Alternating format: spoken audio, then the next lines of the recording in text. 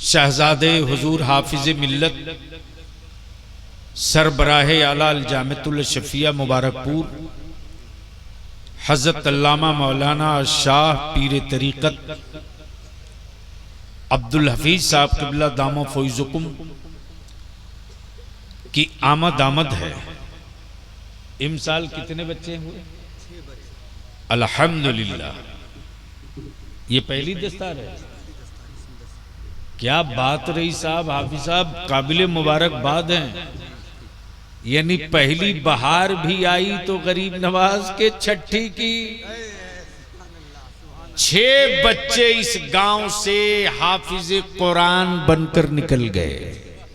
सुभान अल्लाह। आप लोगों को कोई तकलीफ बच्चे हाफिज कुरान बने तो? अरे बोलो ना भैया। अच्छा, बच्चे हाफिज कुरान बने हैं तो खुशी आप लोगों को हुई है? कितने लोगों को खुशी हुई? जरा हाथ उठा दो। सुभान अल्लाह। स्टेज के लोगों को कोई तकलीफ? हजरत एक जगह हो गई तकलीफ इसी झारखंड में। इसी तरह से मैंने पूछा किसी को कोई तकलीफ? ना ना, बच्चा लोग आ रहा है, बस इधर बैठा दीजिए। इतने आलिमों को बुला लेना किसी की पगड़ी बांधने के लिए आसान काम है क्या? ये कुरान की बरकतें हैं कि गरीब के बच्चे के सर पे दस्तार बांधने के लिए इतने उलमा जमा हुए हैं। सुभान अल्लाह। तो जानते हैं हजरत क्या हुआ? जैसे ही मैंने कहा कि बाबू जल्दी आ जाओ आ जाओ आ जाओ आ जाओ, एक तरफ से बैठा लीजिए। हाँ। हजरत को लेने कोई गए? आगे बैठिए, लगता है देर हो गई।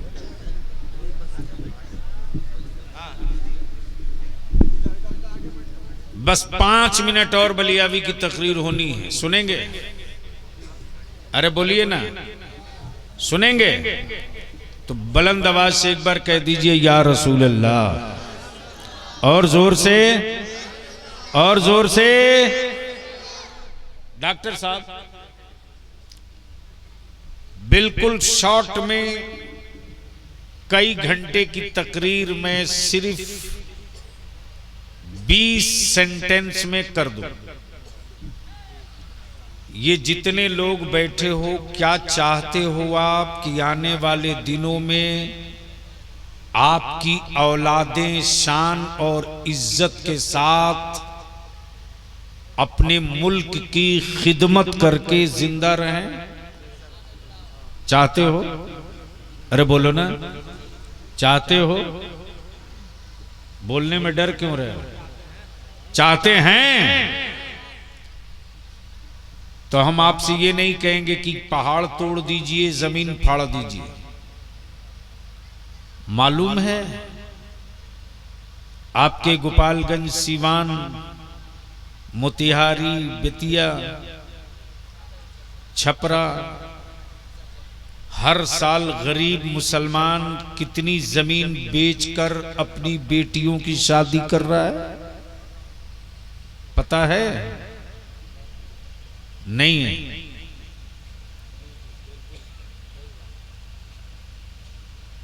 एनआरसी एनआरसी एनआरसी एनआरसी बहुत झेले हमारा। 12 दिन तुम्हारा बलियाबी आसाम के जंगलों में सिलचर, धुबड़ी, बोगाई गांव, नया गांव, तिनसुकिया, खुंसा, नागालैंड के बॉर्डर तक गांव गांव पागल की तरह घूमते रहा। जब मैं गुवाहाटी शहर के करीब आया, मैंने कहा मुझको चाय पीनी है। बिहार का नौजवान, उसमें 5000 जमा कर लीजिए। डॉक्टर साहब, तो बिहार कैडर का एक ऑफिसर था, उसने कहा गुवाहाटी से 40 किलोमीटर पहले एक बिहारी ढाबा है, वहीं चाय पिलाऊंगा। जो पहुंचा तो मेरे होश उड़ गए। मगरिब वक्त मैं सोचा नमाज भी पढ़ लूं, चाय भी पी लूं। जैसे ही नजर पड़ी है होटल पर तो दिमाग तो होटल की तरफ। अचानक मेरे कान तक कुरान पढ़ने की आवाज सुनाई दी। मोहब्बत से बोल लो, अरे बोलो जोर से। अल्लामा रफीक साहब जैसे ही मुड़ के देखा ना, तो ये पहाड़, नीचे खाई, फिर सड़क, पहाड़ काट के छप्पर डालकर एक बड़ी बीबी तकरीबन 60-65 साल 70 साल की उम्र की ज़ईफा सामने में 2 बच्चों को सूरे फातिहा सुना रही है। मेरे होश उड़ गए कि या अल्लाह, जब रात को बारिश होगी तो इस छप्पर में बूढ़ी कैसे रहेगी। मैं करीब जाना चाहा तो दिल में ख्याल आया कि पुलिस देखकर कहीं ज़ईफा घबरा न जाए। आसाम पुलिस के जवानों से कहा तुम लोग पीछे रहो, पीछे। करीब गया, ये भी डर लगे कि मैं तो आसामी जानता नहीं, ये तो आसामी समझती होगी। मैंने सलाम किया, ज़ईफा जवाब नहीं दी। फिर जब मैंने कहा हम बिहार के मौलाना बलियावी, बिहार के मौलाना बलियावी, तब बोली वालेकुम अस्सलाम। और बुढ़िया ने, ज़ईफा ने मट्टी के मटके से एक गिलास पानी दिया। जैसे ही पानी लेना चाहा, मैंने कहा आपका बेटा? बोली तल्ले तल्ले, यानी नीचे नीचे नीचे। अल्हम्दुलिल्लाह, शहजादे हुजूर हाफिज मिल्लत सरबराहे आला जामतुल शफिया तशरीफ ला रहे हैं। खड़े होकर नारों से नारे तकबीर, खड़ा हो जाओ, सब लोग खड़ा हो जाओ, सब लोग खड़ा हो जाओ।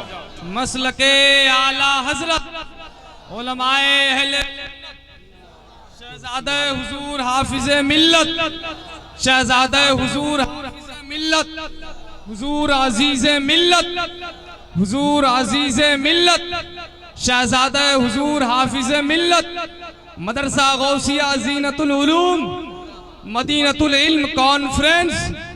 नारे तकबीर, नारे रिसालत। नहीं, हजरत इस पर आ जाए। अरे थक गए नारा लगाने में। नारे तकबीर, नारे रिसालत, मसलके आला हजरत शहजादे हुजूर हाफिज मिल्लत। नारे तकबीर, नारे रिसालत।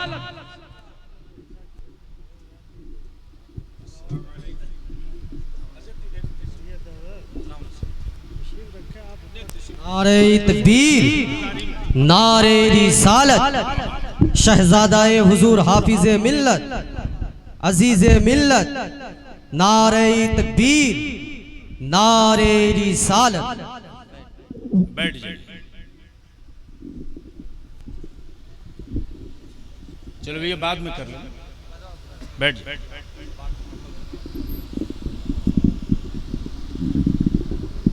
मैं क्या कह रहा था, किसी को याद है? अरे बोलो ना।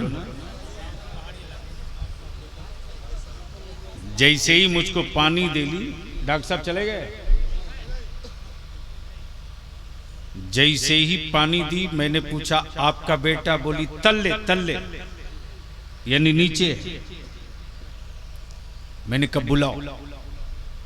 ऊपर आया। उससे मैंने पूछा आपका घर यही है? आपका घर यही है? बड़ी बेबसी के आलम में उस जवान ने कहा अब भी मेरा घर यही है। मैंने कहा बारिश होगी तो?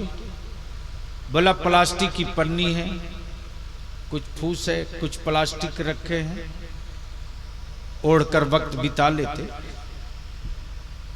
मैंने कहा आपकी बीवी बोली वो भी मेरे साथ मजदूरी करती है, 4 लाइन में काम चल रहा, इसी में मियाँ बीवी हम दोनों खटते हैं। ये मेरी माँ है जो मेरे दोनों बच्चों को देखती है। मैंने कहा आपका घर? उस नौजवान ने, यानी मेरे पास अल्फाज नहीं है कि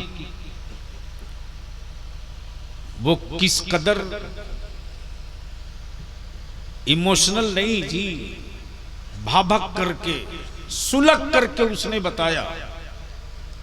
तिनसुकिया में मेरा बड़ा सा मकान था, हमारी 4 बहनें थी।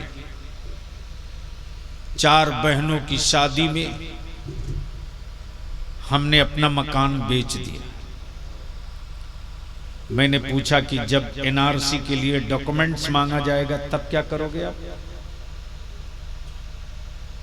उसने जवाब दिया, मरना यहां भी है, मरना वहां भी। बलियावी के दिमाग की नसें फटने लगी। बरसों से मेरे उलमा चिल्ला रहे हैं, बरसों से मेरा आलिम चीख रहा है, निकाह को सस्ता करो, निकाह को सस्ता करो ताकि गुनाह महंगा हो जाए। लेकिन आप क्या गजब के मस्त चीज हैं। बाप दादा की छोड़ी हुई जमीन बेच बेच करके खूब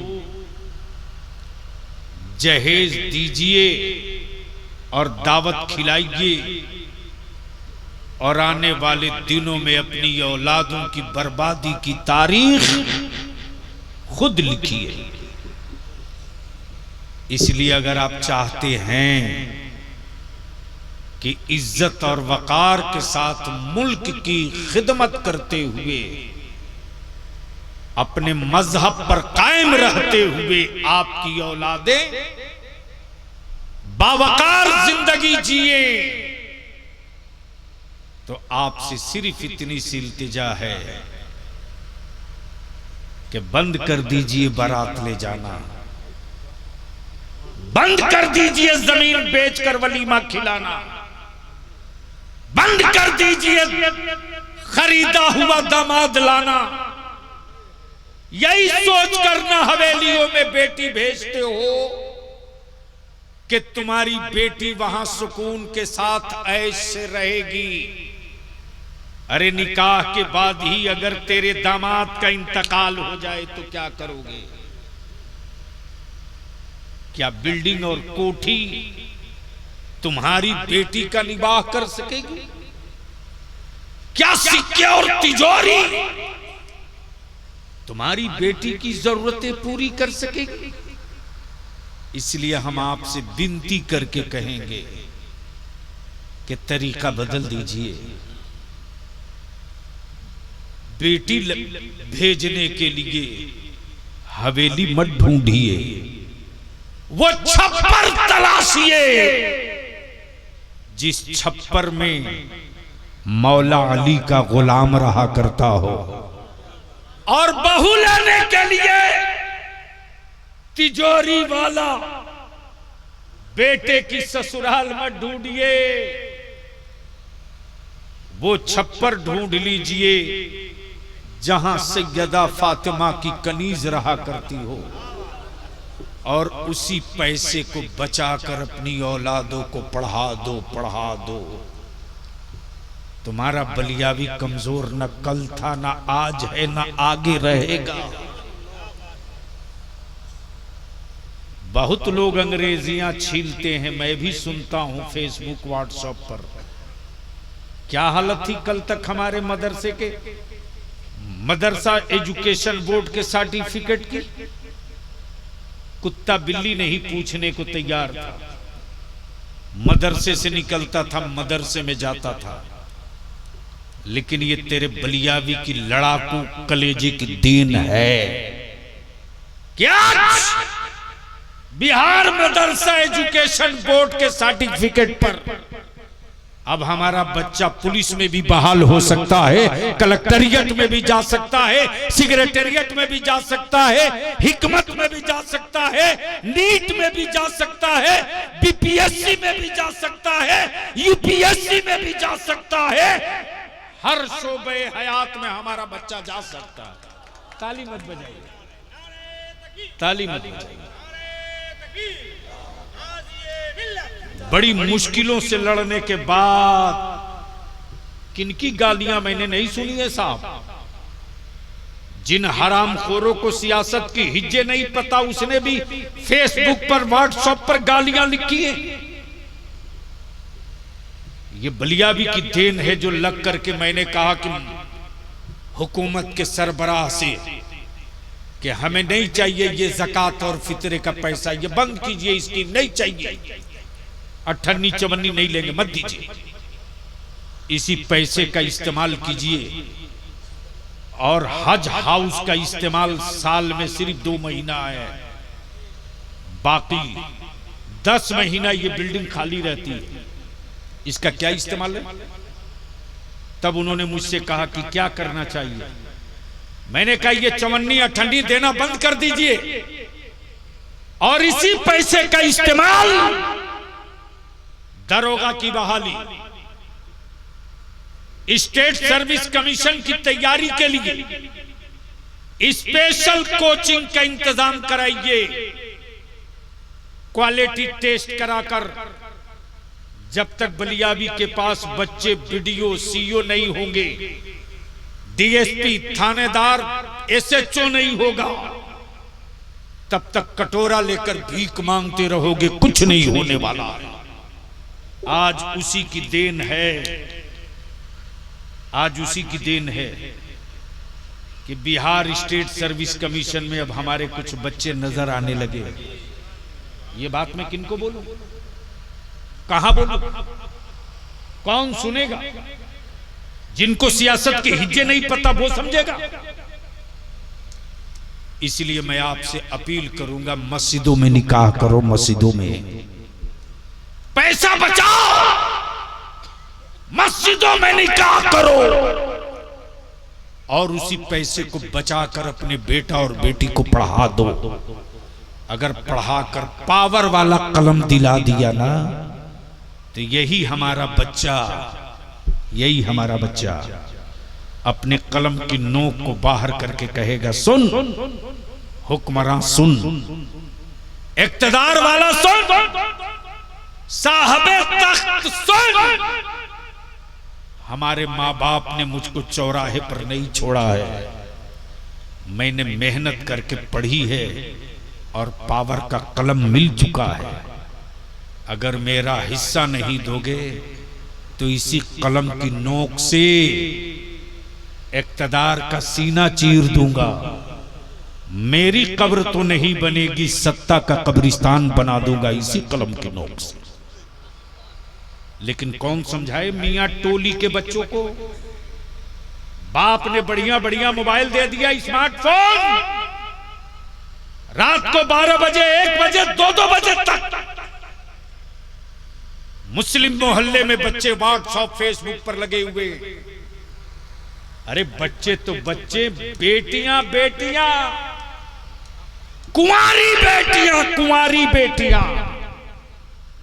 रात को 2-2 बजे तक व्हाट्सएप फेसबुक पर लगी है।